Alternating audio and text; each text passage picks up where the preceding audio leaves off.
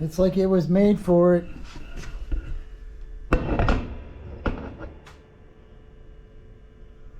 It's a good fit.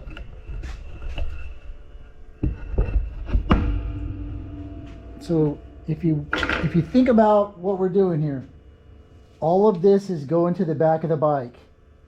This is all going to get plugged in right here, basically, because that's what it's for. And then these are going to get plugged in on this side, and all of this gets cut off, gone. So our relays, our fuses, all of that stuff is in here, plus more.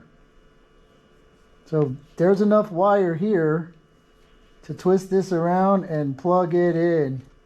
We cut the tips off, put on our little ferrules, and tick, tick, tick, tick, and we're done. So it's almost over. Let's put it that way. I'm almost finished. Not really. So this is day 2, the next day.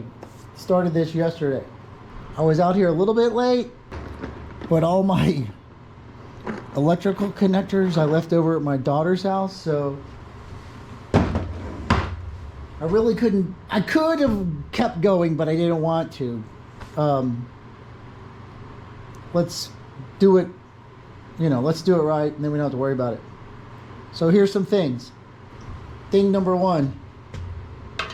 I know it looks like a mess. This is the plug for the dash. So I'm going to reuse some of this. This is my ground block. And it's for the lights, right? Turn signals, headlight, dash lights, and then the connectors for the, we'll just call them warning lights. So I stripped apart that debacle of garbage and pulled that out of there. The next thing. So when you're looking at your wiring diagram, there's colors for every wire. And they're, well, let's just say they're mostly right, okay? I'm working on a 30-year-old motorcycle. I don't know, who did what to it before I got it. So some of the things are different or not the same or altered. I don't know. So this is the plug for this side.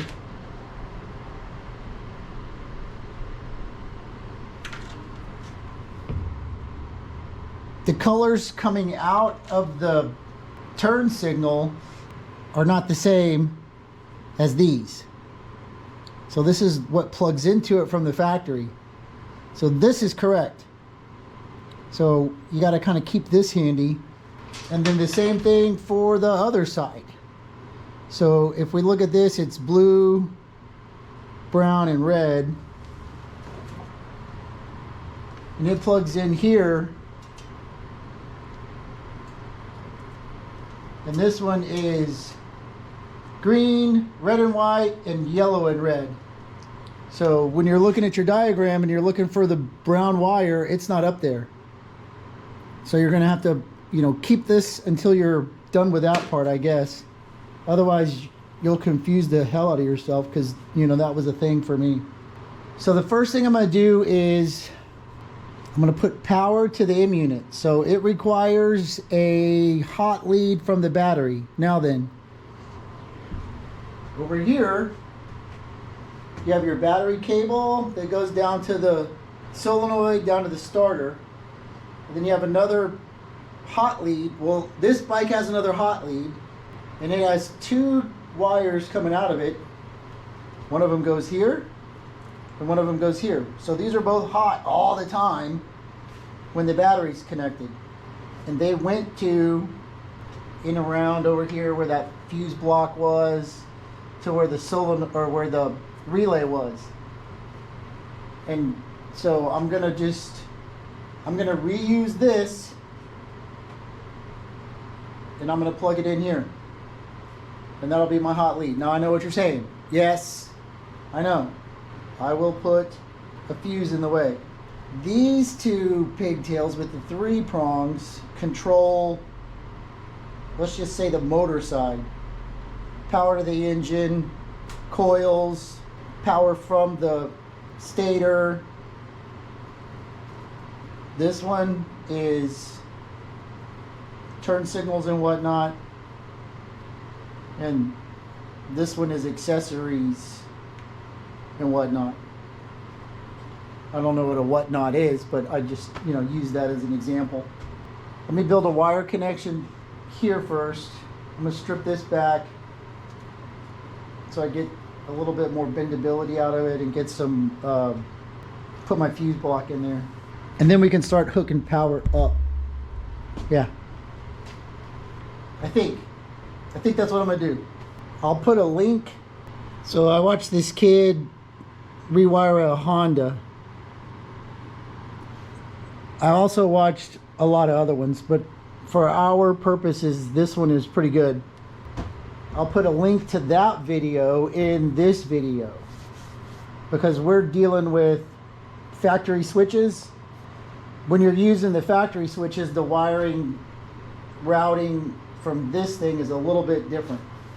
Enough talking, get your ass to work. Okay, I'm going to work. Whoa! Okay, so yeah, I'll show you. So hot lead, this is fuel pump. Listen, fuel pump's on.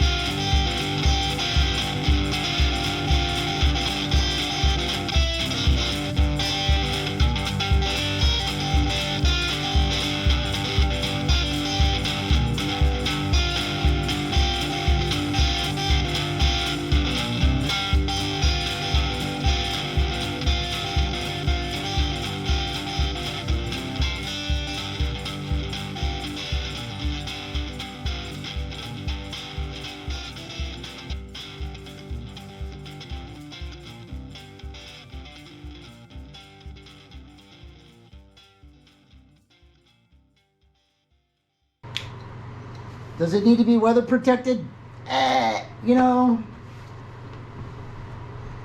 Were these weather protected? I mean, they were just sitting up here. There's plastic on this side, plastic on the outside, so, they were a little bit weather protected, but that's fine too. So we know this is fuel pump and we know this is ignition. This is what makes it go. These ones, this is charging system. So if we plug this back in, we're going to get power to this one. The other one, we'll figure it out. I probably should have figured that out first.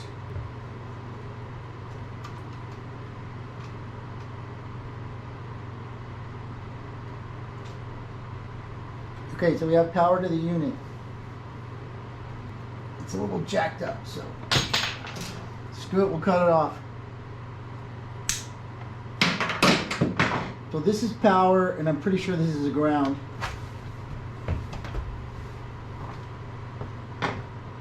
So if I give myself some gas,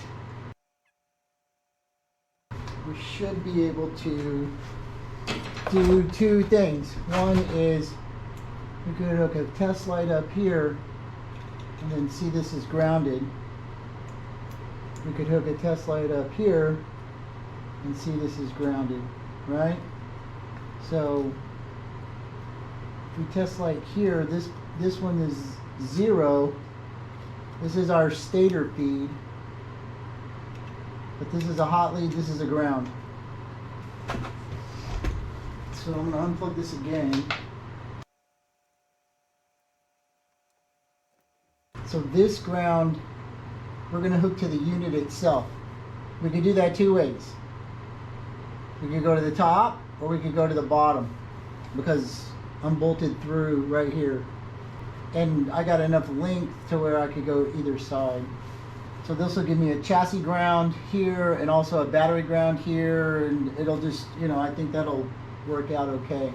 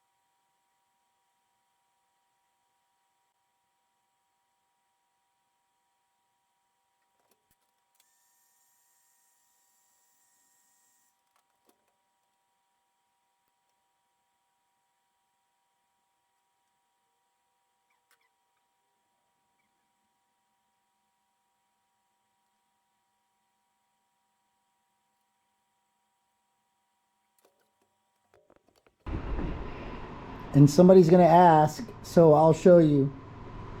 Why didn't you put it under the seat? Where am I going to put it? This is all plastic. I mean, you could mount it to the plastic, but I don't have the plastic under the seat. And, you know, this gets wet. But to me, it makes sense because this is where all the wires are at. So it's a shorter run from here to here than having to run wires all the way back to there and then split them up and run them back up to wherever they're going. So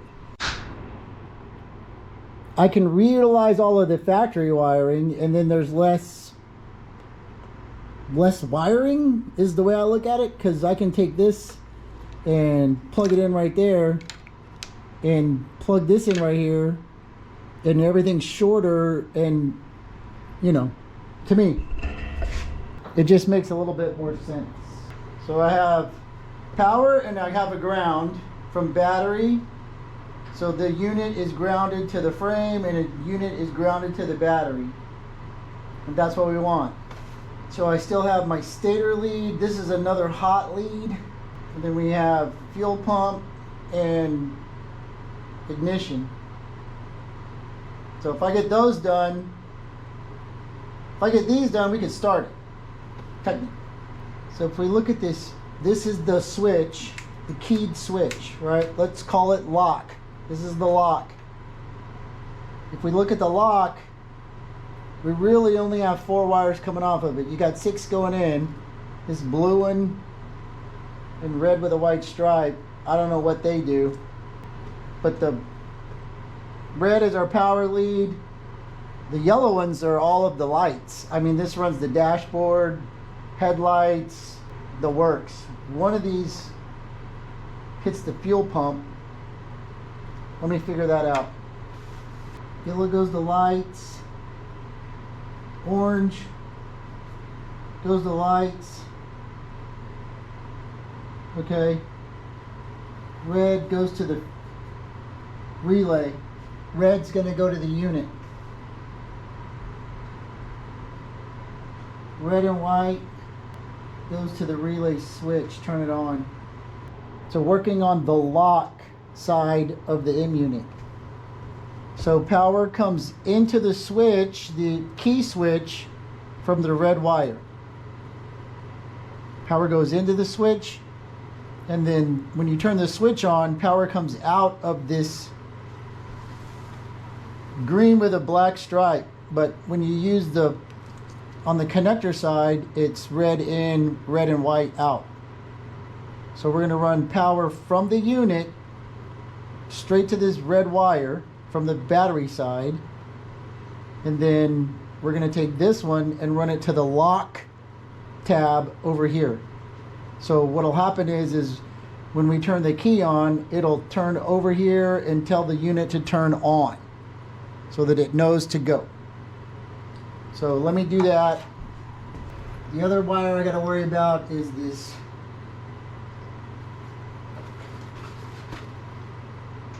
orange one. Orange goes to lights, and yellow goes to lights. So nothing's connected. I depinned those two. So this is my hot lead, and this is going to be too long.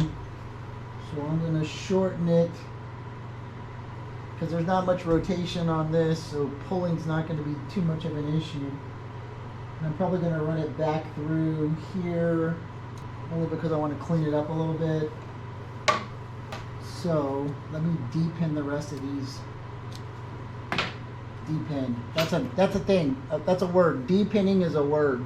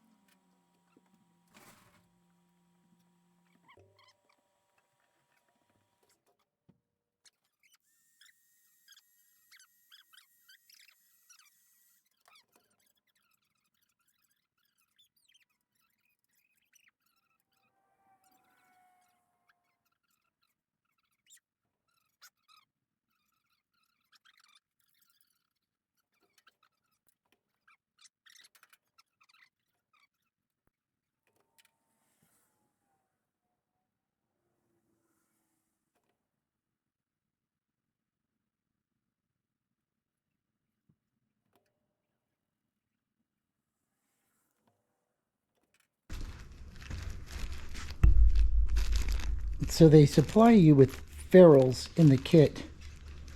There's semi-different sizes. And then there's teeny tiny little sizes. And there's a really special tool to put them on there, but I don't think you need it. You could just stick the wire in. So this one is for the lock. This green with a black stripe. Now we have to find it.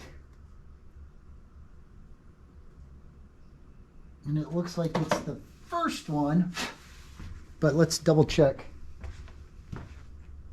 There's a light around here somewhere. It's orange light. Orange clip-on magnetic. This light. Yes, lock.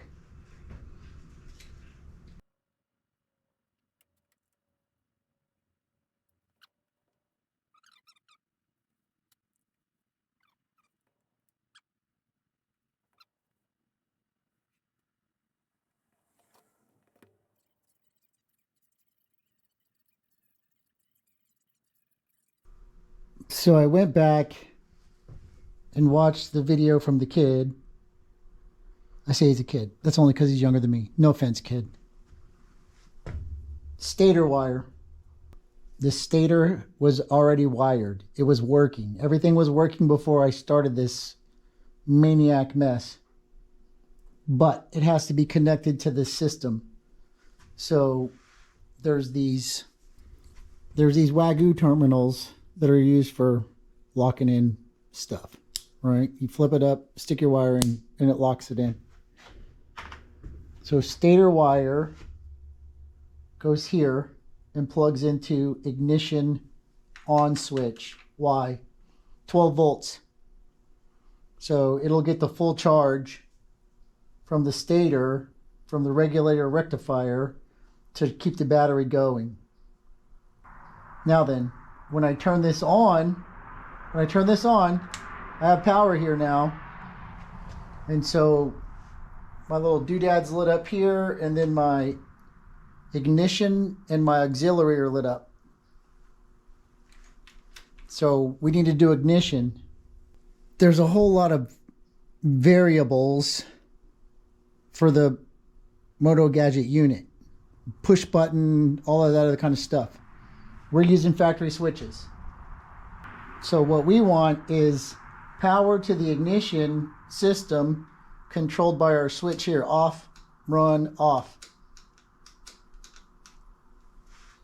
At least that's the way I want it. And that's the way it was before, right? So you had this wire, which is brown because it goes to ignition, and then these wires, which one of them's the off switch, the run switch, and the other one's the start switch. So what we want is we're going to take power out of the M unit. It's going to flow up to the switch, and then it's going to go back. I'm confusing myself. Oh, yeah. So it's going to flow out of the output side into the switch. So then this lead will be coming from the output side. This lead will be hot. And so then the hot wire from the switch is going to run over here to our brown wire and turn our ignition on. So when we flip it, it'll turn off. It's not open. And then we close the switch, and then it'll send power to ignition to turn on the coils and make them go boom. The fireboxes. So if we take our handy dandy multi-tester to test it, there's 3 wires on here. Let's just say there's 2 on the bottom and 1 on the top. So if we go over here like this and put a continuity tester on it, and if I had alligator clips, it'd be easier, I know. So it's not those 2. So if we take it to the top, it's these 2.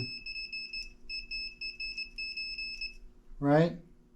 So one of these is power in, or one of them is power out, so to speak. This other one is our start button. So if I connect to that and hit start button, I got juice. Jab's on, right? So if I connect to the other one and connect to the start button and hit it, I got juice. If I turn it off, I still got juice. If I connect, I'm confusing myself again. I'm fixing to depin these, so stand by. The thing I want is, I want to be able to turn the bike on, have the switch off, and hit the start button anyway, and send power to the starter to spin the motor. Why? So I can prime the system with oil without it firing off. And there's a way in here to do that. It's just how you run the wires. And I had it figured out, and then I turned the camera on and I blew it. So